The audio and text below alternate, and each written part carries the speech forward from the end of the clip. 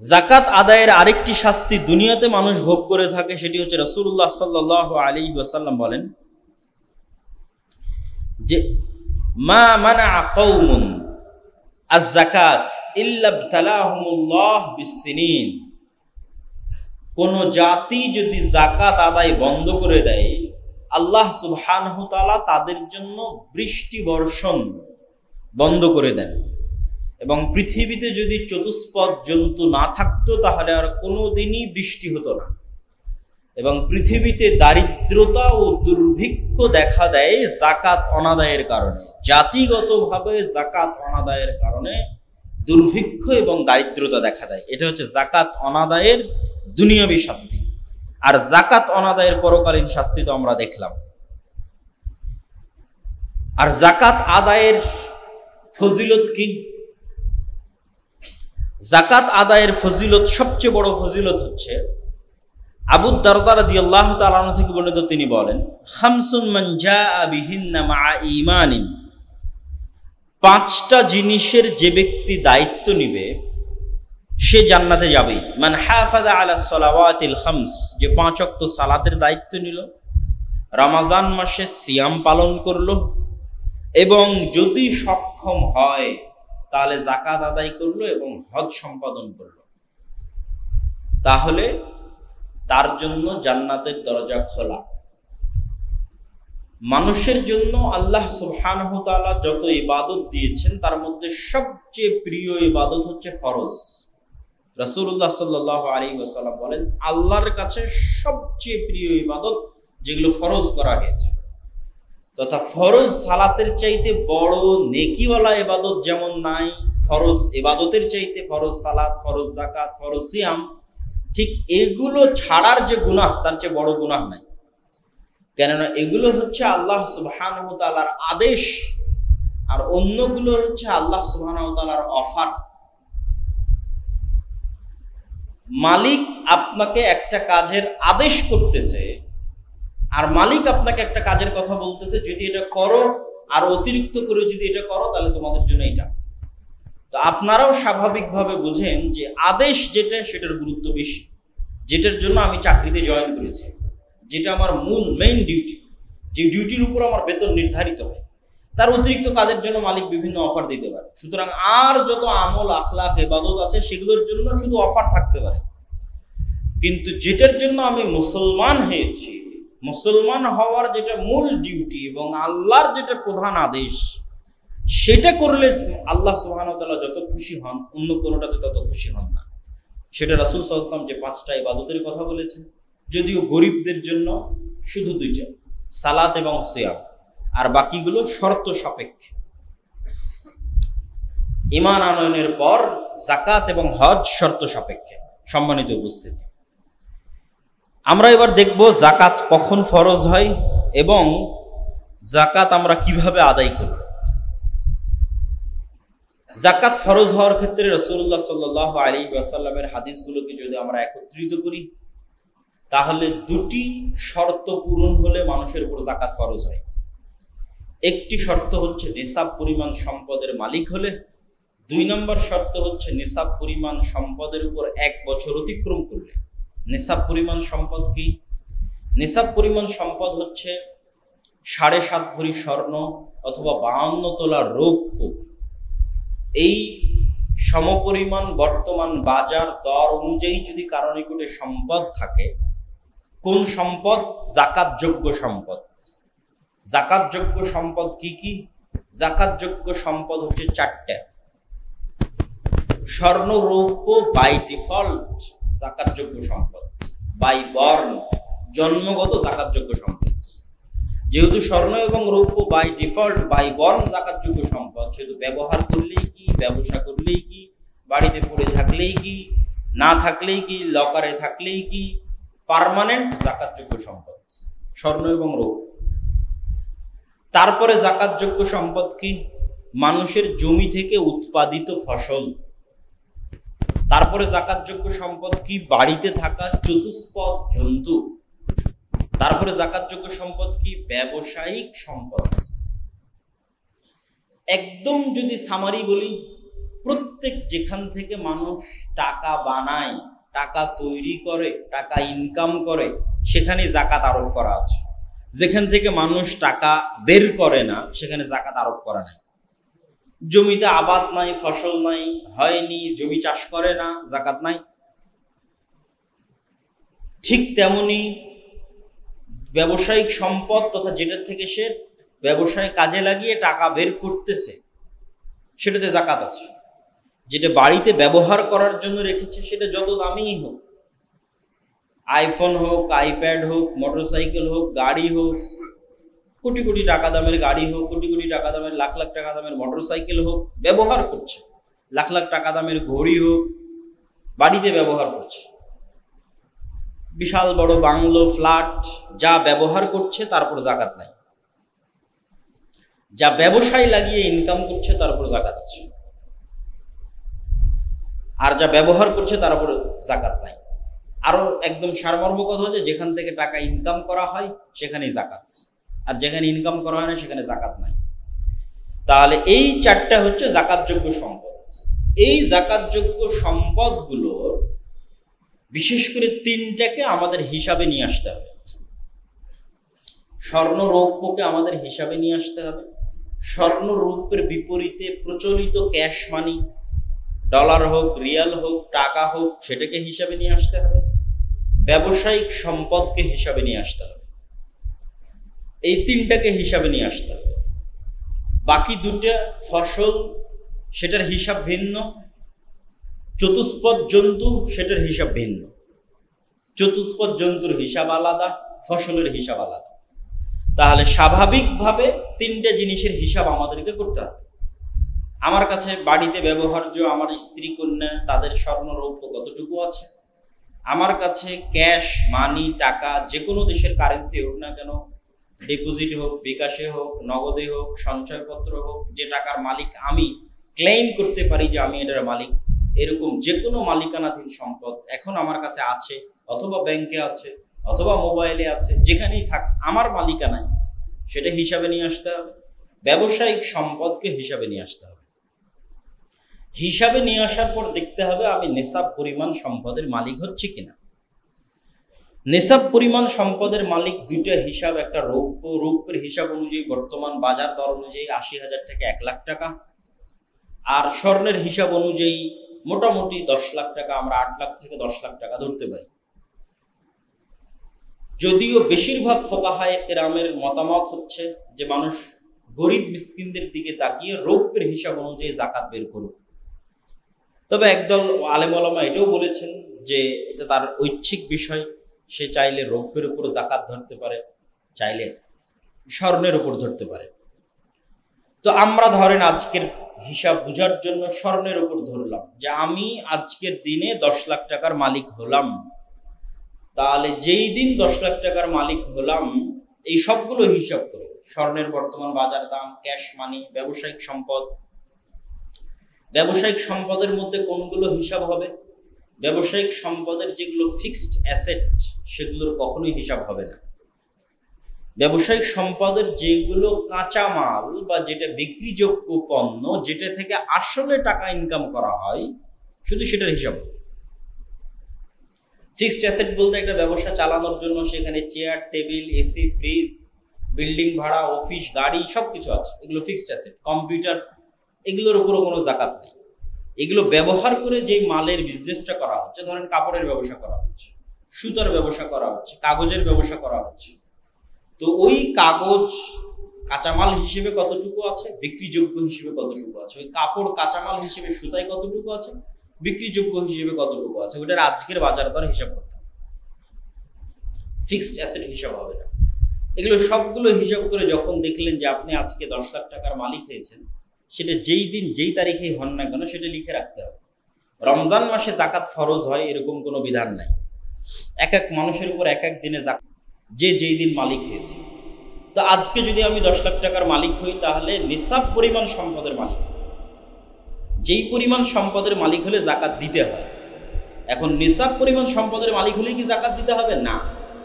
ধনী প্রমাণ হওয়ার জন্য, জাকাত আদায় করতে পারবে এরকম সক্ষম প্রমাণ হওয়ার জন্য এবার 1 বছর অপেক্ষা করতে হবে আসলে তার টাকার স্টেবিলিটি আছে না নাই। এমনি একদিনে 10 লাখ টাকার মালিক হলো, পরের দিন ফকির হয়ে গেল। স্টেবিলিটি যাচাই করার জন্য এবার 1 বছর ওয়েট করবে। ঠিক 1 বছর পর ওই তারিখে সে আবার দেখবে সে কত টাকার মালিক। সেম তারিখ, ওই সেম তারিখে যদি দেখে যে সে এখনো নিসাব পরিমাণ সম্পদের মালিক আছে, তাহলে এবার আজকে ওই মুহূর্তে তার উপর জাকাত ফরজ হয়ে গেছে। ওই মুহূর্তে থেকে আর যত সেকেন্ড সে দেরি করবে, যে কোনো মুহূর্তে মৃত্যু হয়ে যেতে পারে। সে জাকাতের মতো একটা ফরজ বিধান অনাদায়ের গুনাহ নিয়ে আল্লাহ সুবহানাহু ওয়া তাআলার দরবারে উপস্থিত। রমাজান পর্যন্ত অপেক্ষা করার কোনো সুযোগ নেই। রমাজানে বেশিরভাগ মানুষ জাকাত বের করে, এই জন্য আমরা রমজানে জাকাতের আলোচনা করি, কিন্তু এটা বিধান নয়। বিধান হচ্ছে সূক্ষ্ম থেকে সূক্ষ্মভাবে জাকাতের বিষয়টিকে হিসাব করতে হবে। এবার যখন আপনি 2টা শর্তই পূরণ করলেন, তখন এবার আপনি সেই সম্পদের জাকাত আদায় করেন শতকরা 2.5% হিসেবে, তথা 100 টাকায় 2.5 টাকা, 1000 টাকায় 250 টাকা, 1 লাখ টাকায় 2500 টাকা, এইভাবে শতকরা 2.5% হিসাব করে টাকার ভিত্তিতে জাকাত আদায় করে। এবং কখনোই জাকাত, যেহেতু জাকাত অন্যের মাল, যেহেতু ওই সম্পদের মালিক আপনি নন, সেহেতু আপনার এটা সিদ্ধান্ত নেওয়ার ইখতিয়ার নাই যে আপনি এই টাকা দিয়ে কাপড় কিনে আরেকজনকে দিবেন, অথবা এই টাকা দিয়ে সেমাই কিনে আরেকজনকে দিবেন।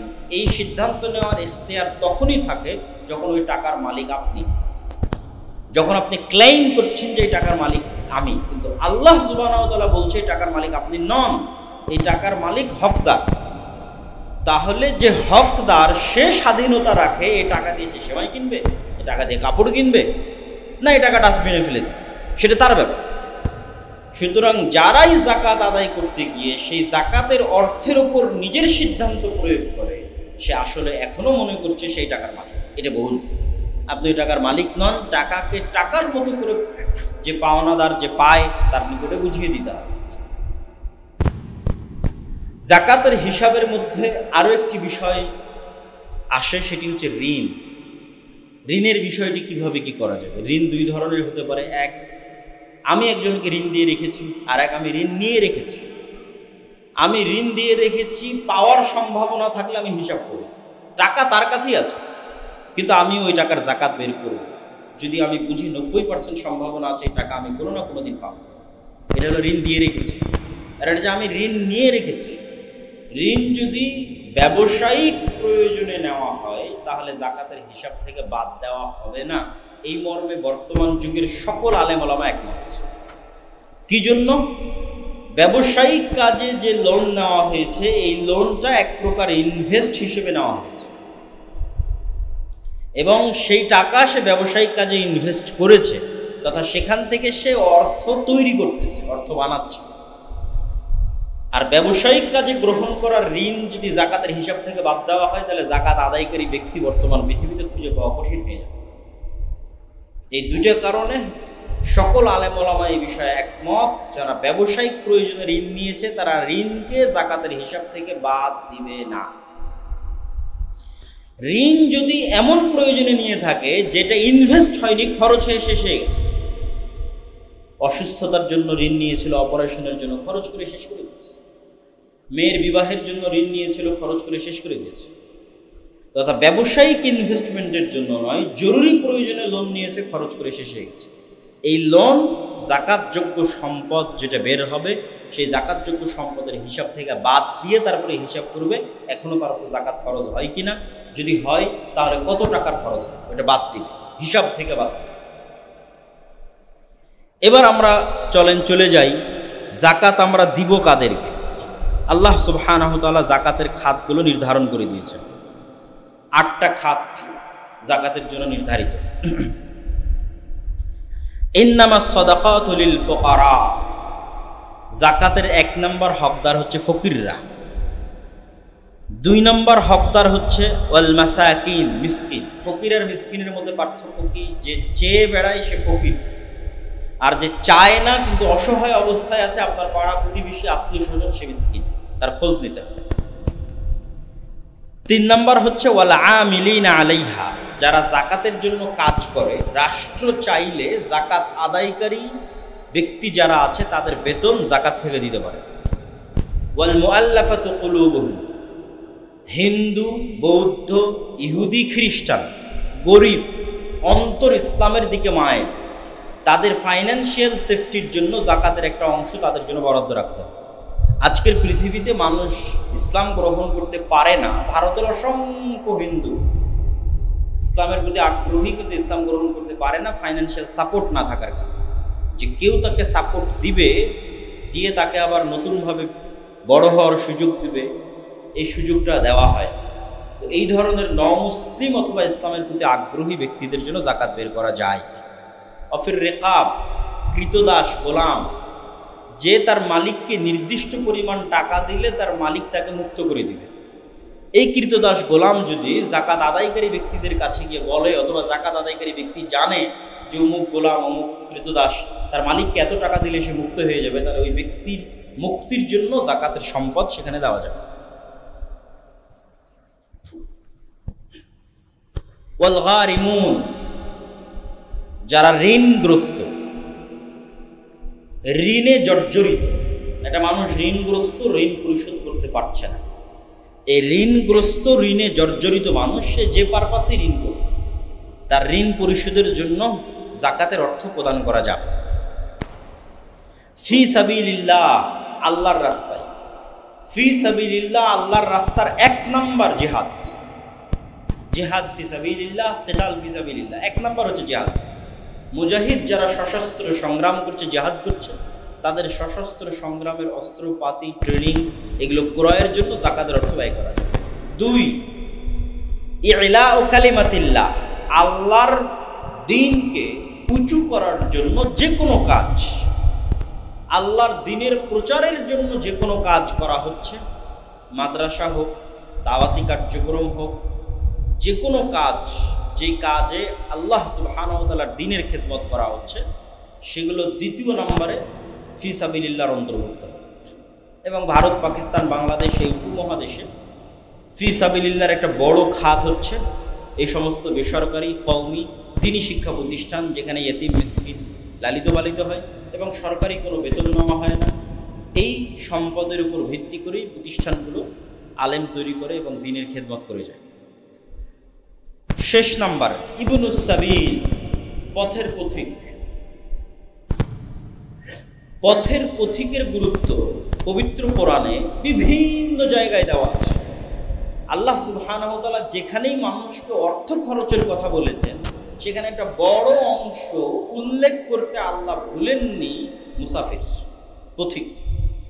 এবং আমি এই জিনিসটা আমার বাইরের বিভিন্ন দেশ সফরে, ভারত, পাকিস্তান সফরে শিখেছি যে বিভিন্ন শহরে মানুষের, মুসলমানদের জাকাতের অর্থ দিয়ে মুসাফির খানা পরিচালিত, নাম হচ্ছে মুসাফির খানা, তথা আবাসিক হোটেলের মতো সার্ভিস, কিন্তু একদম বিনামূল্যে। মুসাফির আসছে উঠছে, হ্যাঁ নির্ধারিত দিন আছে যে মাসকে মাসকে বছরকে বছর সে থাকবে এরকম না, 3 দিন 7 দিন 10 দিন নির্ধারিত দিন আছে, এন্ট্রির সময় সে বুকিং দিবে।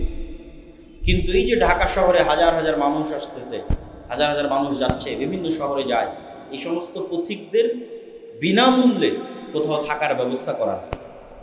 কেউ যদি করে মুসাফির খানার উদ্যোগ নেয়, তাহলে সেই মুসাফির খানায় জাকাতের অর্থ দেওয়া যাবে। এই হলো জাকাতের মোট 8টি খাত। 8টি খাতের এক খাতেও যদি কেউ সব জাকাতের টাকা দিয়ে দেয়, কোনো সমস্যা নেই। 8 খাতেই দিতে হবে এরকম কোনো বিধান নেই। 8 খাতের যে কয়টা খাতে সম্ভব হয় দিবে, পারলে 1 খাতেই দিয়ে। সম্মানিত উপস্থিতি, আমরা জাকাতের উপর এই বিস্তর আলোচনা এবং জাকাত কীভাবে আমরা বের করব, জাকাতের হিসাব, সব কিছু আমরা শুনলাম। আমাদের রমজানের এই পবিত্র দিনগুলোতে আমি মনে করি আমাদের গুরুত্বপূর্ণ একটি দায়িত্ব হচ্ছে আমার নিজ নিজ বাড়িতে গিয়ে নিজ নিজ সম্পদের হিসাব খাতায় উঠিয়ে এই হিসাবের আলোকে সেটি ফেলে জাকাত বের করে দেওয়া। যদি কেউ নেওয়ার না থাকে তো ডাস্টবিনে ফেলে দিয়ে আসা। তবুও ওইটা বাড়িতে থাকা বেশি ভয়ঙ্কর, ওই সম্পদ নিজের কাছে থাকা বেশি ভয়ঙ্কর। যত দ্রুত সম্ভব এই অপবিত্র বিষয়কে, এই হাতের ময়লাকে, এই অশুদ্ধ বিষয়কে, মানুষের হককে দ্রুত নিজের সম্পদ থেকে বের করে দিয়ে নিজের সম্পদকে পবিত্র করতে হবে, বালা মুসিবত থেকে মুক্ত করতে হবে। যে সম্পদের জাকাত আদায় হয়ে গেল সেই সম্পদ আসমানি জমিনি বালা মুসিবত থেকে হেফাজতে থাকলো।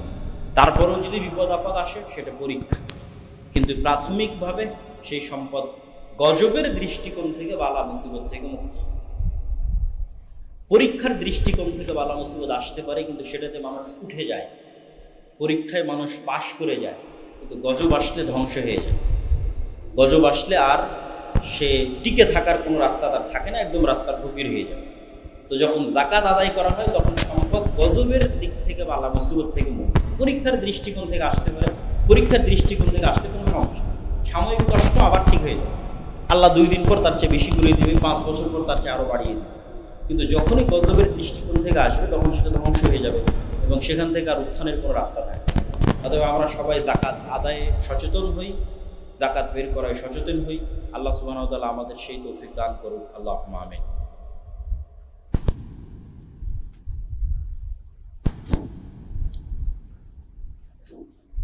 يا أيها الذين آمنوا صلوا عليه وسلموا تسليما اللهم صل على محمد وعلى آل محمد كما صليت على إبراهيم وعلى آل إبراهيم إنك حميد مجيد اللهم بارك على محمد وعلى آل محمد كما باركت على إبراهيم وعلى آل إبراهيم إنك حميد مجيد ربنا ظلمنا أنفسنا وإن لم تغفر لنا وترحمنا لنكونن من الخاسرين ربنا ظلمنا أنفسنا وإن لم تغفر لنا وترحمنا